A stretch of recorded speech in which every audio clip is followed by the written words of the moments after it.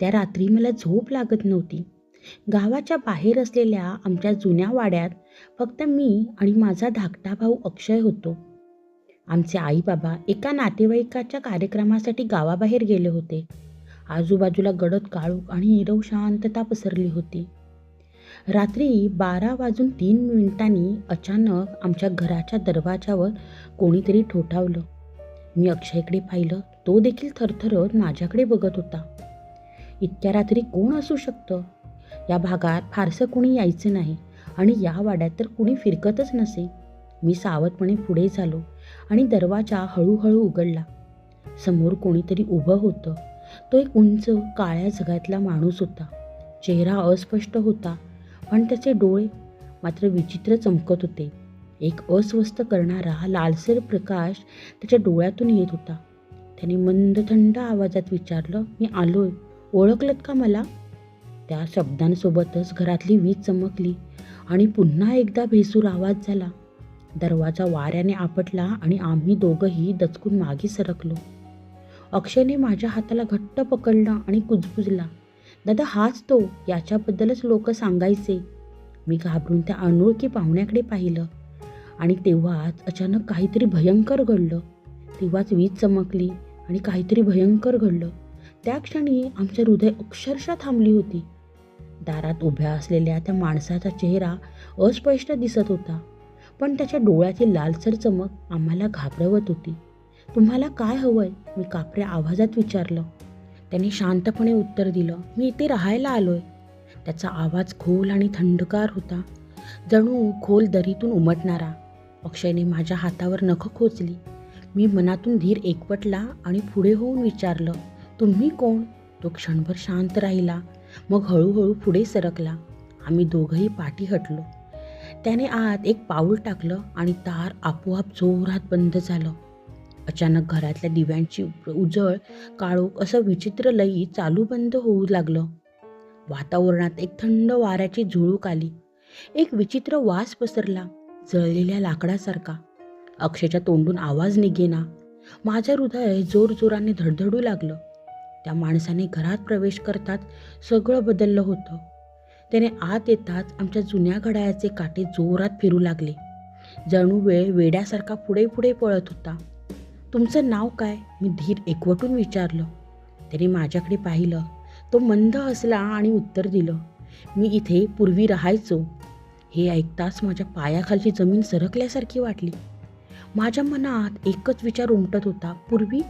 पण या घरात तर आम्हीच राहतो आणि याआधी इथे कोणीच नव्हतं. त्यावेळी अक्षयने हळूच माझ्या कानात कुजबुजलं, "दादा, हाच तो. याच्या फोटोसारखा चेहरा आपल्या जुन्या कपाटात आहे." मी घाबरून अक्षयकडे पाहिलं. त्याचं तोंड पूर्ण पांढरं पडलं होतं. तेव्हाच त्या पाहुण्याने हळूहळू आपले हात पुढे केले.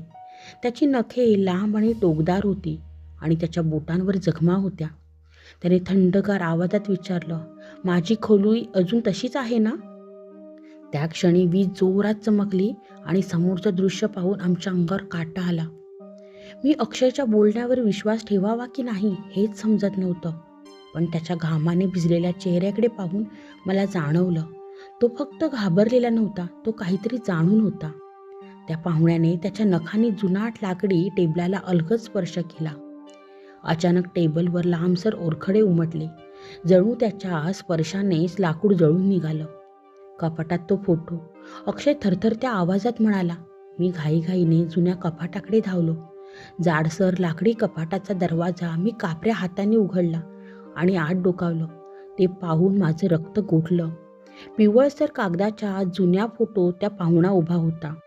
तोच काळा झगा, तेच लालसर डोळे आणि सर्वात धक्कादायक बाब म्हणजे फोटोच्या मागे वर्ष लिहिलं होतं 1947. हे कसं शक्य आहे?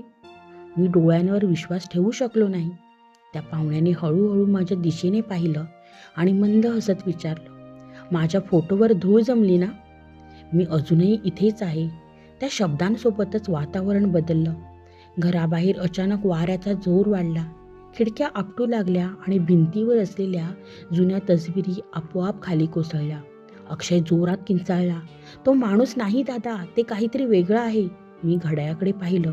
12 वाजून 45 मिनिटं झाली होती. तो पाहुणा हळूहळू पुढे सरकत होता. त्याच्या पावलांचा आवाज जड आणि घाणेरडा वाटत होता. जणू तो जमिनीवर चालत नव्हता तर घासटत होता.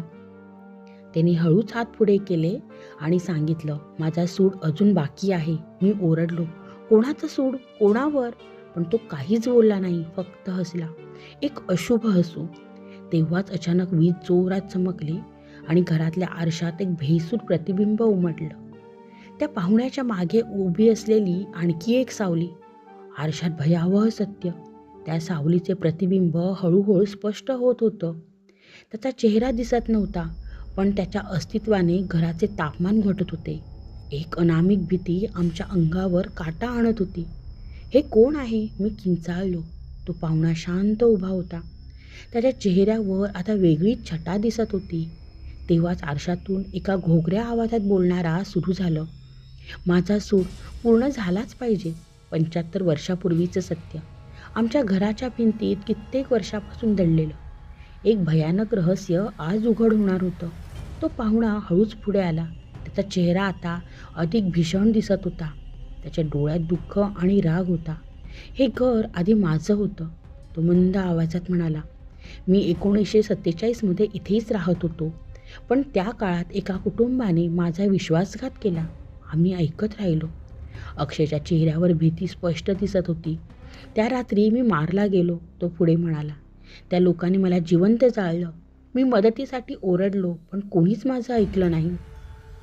त्याचा आवाज आता अधिक कठोर होत गेला. अचानक घराच्या भिंतींवर काळे ओरखडे उमटू लागले. जणू एखाद्याने आतून ओरडून मदत मागितली होती. आमच्यासमोर भूतकाळाची भीषण झलक चमकली.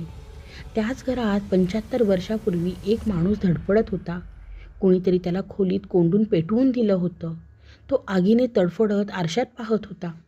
जणू तो स्वतःच्या मृत्यूचा साक्षीदार होता. तेव्हाच आरशातलं प्रतिबिंब जोरात हललं आणि आम्हाला आत खेचण्यासाठी त्याने हात पुढे केला. मी आणि अक्षय दोघंही घाबरून मागे सरकलो. त्या क्षणी मी मोठ्याने ओरडलो, हे घर तुझं होतं, पण आता नाही. जा इथून. आम्हाला त्रास देऊ नकोस. पण तो पाहुणा हसला, एक अशुभ हसू. मी इथे कायम राहीन, कारण मी अजूनही जिवंत आहे. तेव्हाच घराच्या दारावर जोरात धडधड झाली. बाहेरून कोणीतरी दरवाजा ठोठावत होतं. दार उघडा. दार उघडलं, पण बाहेर कोणाचाच मागणूस नव्हता. मी आणि अक्षय एकमेकांकडे पाहत गप्प बसलो. अचानक मागून कुजबूज ऐकू आली. जणू कोणीतरी आम्हाला बोलवत होतं. तेव्हाच कपाटाचा दरवाजा आपोआप उघडला. आत काहीतरी हल्ल्यासारखं वाटलं. एक काळा धुरासारखा हलणारा आकार कपाटाच्या खोल कोपऱ्यातून सरकू लागला आणि तिथूनच एक जुनी जळलेली डायरी खाली पडली. मी डायरी उचलली. त्यावर जळके ठसे होते आणि पहिलं पान उघडल्यावर एका ओळीने माझं रक्तच गोठवलं. मी अजून मेलो नाही. त्या डायरीत त्या पाहुण्याची कहाणी लिहिलेली होती. त्याचं नाव गिरीश होतं. तो एक सामान्य शेतकरी होता, पण काही लोकांनी त्याला फसवलं. त्याच्यावर खोटा गुन्हा लावला आणि त्याला या घरात बंद करून जिवंत जाळलं. त्याचा आत्मा त्या वेदनेतच अडकून राहिला आणि म्हणूनच तो दर अमावस्येला इथे घरात परत यायचा. माझ्या मृत्यूला जबाबदार असलेले लोक आता नाही आहेत, पण त्यांचे वारसदार अजूनही जिवंत आहेत. शेवटच्या पानावर लिहिलं होतं, म्हणजेच आमच्या कुटुंबाचा काहीतरी संबंध होता. तेव्हाच घरातल्या आरशात एक छाया हलली. गिरीशचा आत्मा आरशात अडकला होता, पण आता तो मुक्त होण्यासाठी वाट पाहत होता. तुमच्या घरच्यांनी माझ्यावर अन्याय केला, पण तुम्ही निर्दोष आहात. एक काळसर छटा माझ्या पुढे दिसली. मी हात जोडून म्हणालो, आम्ही त्याचा प्रायश्चित्त घ्यायला तयार आहोत, पण कृपया आम्हाला सोडा. गिरीशचा आत्मा क्षणभर शांत झाला. मग त्याचा आवाज आला, एक गोष्ट कराल?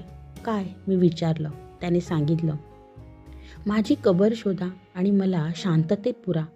मी आणि अक्षय घाबरत का होईना, पण तयार झालो. आम्ही गावातल्या एका वृद्ध व्यक्तीकडे गेलो.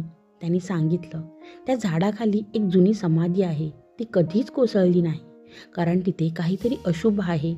त्या रात्री आम्ही त्या झाडाखाली गेलो. एक मोठा दगड बाजूला केला आणि तिथे गिरीशच्या अवशेषांचे काही भाग सापडले. आम्ही तिथे त्यांचं अंतिम विधी केलं आणि तेव्हा आकाशात चमक झाली. जोरात वारा वाहू लागला आणि अचानक ते सर्व शांत झालं. गिरीशचा आत्मा आता मुक्त झाला होता.